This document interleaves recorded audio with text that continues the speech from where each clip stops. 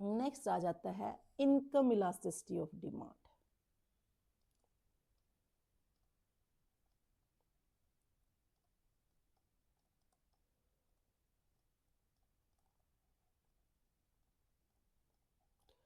Income,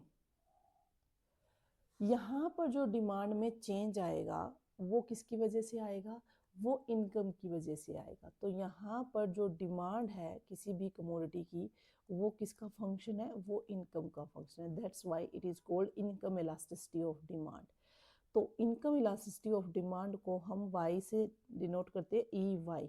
वही percentage method वाला formula जिसमें आप प्राइस में चेंज होने से क्वांटिटी डिमांड में चेंज कर रहे थे, यहाँ पर इनकम में चेंज होने से डिमांड में जो चेंज आएगा, इनकम में चेंज होने से जो डिमांड में चेंज आएगा, या change in demand divided by change in क्या, income, into income divided by, या आपको एक्सप्लेन करके लिखना है तो वही जो आप लोग को मैंने पहले कराया था, change in Q to Q into 100 divided by change in Y by Y into 100।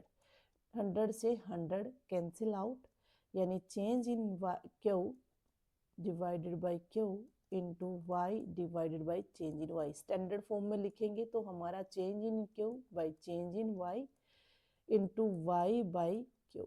यहाँ पे ये क्वांटिटी डिमांडेड नहीं है, change in Q is change in demand, change in demand, ये बस वर्ड्स है बच्चे जो हम यूज करते हैं। अदरवाइज तो देखो चेंज तो आता है डिमांड में, कहो या क्वांटिटी, बात एक ही है। तो ये चेंज इन डिमांड को रिप्रेजेंट कर रहा है, किसकी वजह से, इनकम में। तो यहाँ पर कोई नेगेटिव साइन प्रीफिक्स नहीं होगा। वो प्राइस इलास्टिसिटी ऑफ डिमांड में नेगेटिव रिलेशन की वजह से हम नेगेटिव साइन प्रीफिक्स करते थे, बट यहाँ पर ऐसा कोई नेगेटिव साइन प्रीफिक्स नहीं होगा। प्राइस इलास्टिसिटी ऑफ डिमांड के अलावा कहीं भी ऐसा कोई नेगेटिव साइन प्रीफिक्स नहीं यूज किया जाता है। तो ये हमारा फॉर्मूला आ गया income elasticity of demand. Okay, income elasticity of demand का हम एक और फॉर्मूला यूज करते हैं, मिड पॉइंट फॉर्मूला।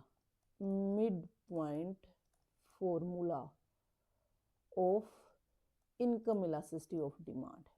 तो मिड पॉइंट कुछ भी नहीं, यहाँ पर आपके पास दो क्वांटिटी होंगी और दो क्या होंगी, इनकम के पॉइंट्स होंगे।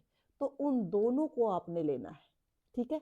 मिड पॉइंट मीन्स यहाँ पर change in Q divided by change in income into income यहाँ पर है, तो इनकम में बच्चे आपको यहाँ पर दो इनकम होंगी, y1 plus y2। Mid point जो आर्क मेथड में आपने यूज किया था, आप उसको बोल सकते हो आर्क मेथड में, कि दो इनकम का मिड पॉइंट आपने लेना, यानी इनका एवरेज से आपका दो क्वांटिटी का एवरेज हो जाएगा, Q1 प्लस Q2 का average.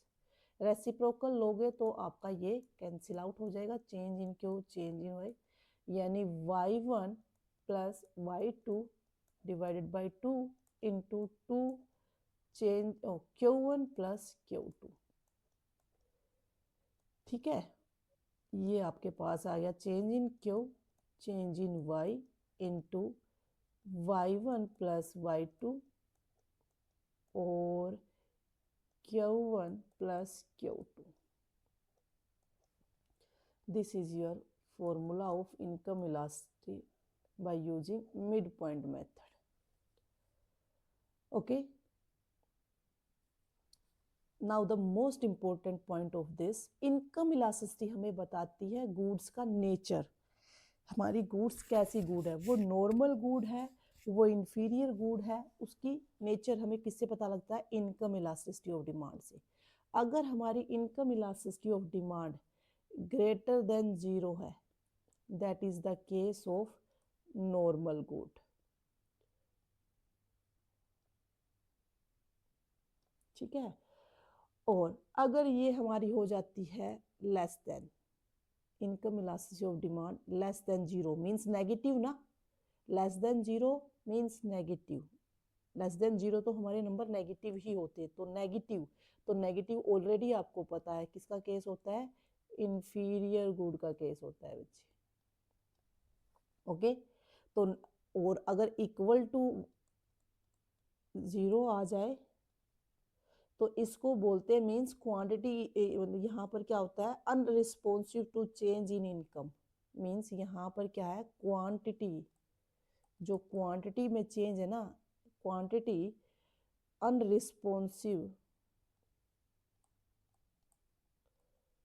To change in income, change in income, कि इनकम में चेंज होने से आपकी डिमांड में चेंज ही नहीं आता, तब इनकम इलास्टिसिटी ऑफ डिमांड क्या होती है, जीरो होती है। जीरो का मीन्स वही है ना बच्चे, नो चेंज। ओके, अब नॉर्मल गुड्स और यहाँ पर इनकम इलास्टिसिटी ऑफ डिमांड, सबसे इंपॉर्टेंट पॉइंट बच्चे ये वाला है, ठीक है। Income elasticity of demand less then 1, अगर लेस, देखो income elasticity of demand normal good में मैंने क्या बोला, ग्रेटर देन जीरो होगी। ग्रेटर देन जीरो 1 2 3 4 5 कितने सारे नंबर है बच्चे, लेकिन जब तक वो लेस देन 1 है, that is the case of necessary good. Less than 1 वो नेसेसरी गुड है, उसके बाद वो एक नॉर्मल गुड की तरह बिहेव करती है। और अगर हमारे पास ये क्या है, greater than 1, income elasticity of demand greater then 1 है, that is the case of luxury goods. इस टाइप के क्वेश्चन आपके यहाँ पर अगर आप ये टेबल बना के आना चाहो तो बेस्ट है, कोई दिक्कत नहीं है। अदरवाइज ये कम्पिटिटिव पॉइंट ऑफ व्यू से पूछा जाता है। जैसे अगर आपके पास इनकम इलास्टिसिटी 0.5 दे दी गई, 0.5, तो देखो वो ग्रेटर देन जीरो है, यस, और लेस देन 1 है, तो आपको वहां पर एक ही ऑप्शन मिलेगा, नेसेसरी गुड। वो वहां पर नॉर्मल गुड का ऑप्शन आपको नहीं देंगे, ठीक है। अगर आपको इनकम इलास्टिसिटी ऑफ डिमांड दे दी गई 5, तो आपको लग्जरी गुड्स और नॉर्मल गुड में से एक ही ऑप्शन मिलेगा, या तो नॉर्मल गुड हो लिखा होगा या लग्जरी गुड लिखा होगा, क्योंकि दोनों की ग्रेटर देन, देखो इसकी भी ग्रेटर देन 1 है तो लग्जरी गुड है, और ग्रेटर देन जीरो मीन्स कितना भी नंबर हो सकता है, अभी 5 हो सकता है ना, तो भी नॉर्मल गुड है, तो दोनों में से आपको एक ऑप्शन वहां पर मिलेगा। तो आपको वहां पर कोई कंफ्यूजन नहीं होगी, क्योंकि उन क्वेश्चंस में ऑप्शंस आपको दिए होते हैं। हाँ, in exam point of view से आप ये टेबल बनाना चाहो तो बना सकते हो, ठीक है। ये दो तो बना ही देना। इस टाइप के पॉइंट्स ना स्कोरिंग होते हैं, स्कोर दिलाते हैं हमें काफी।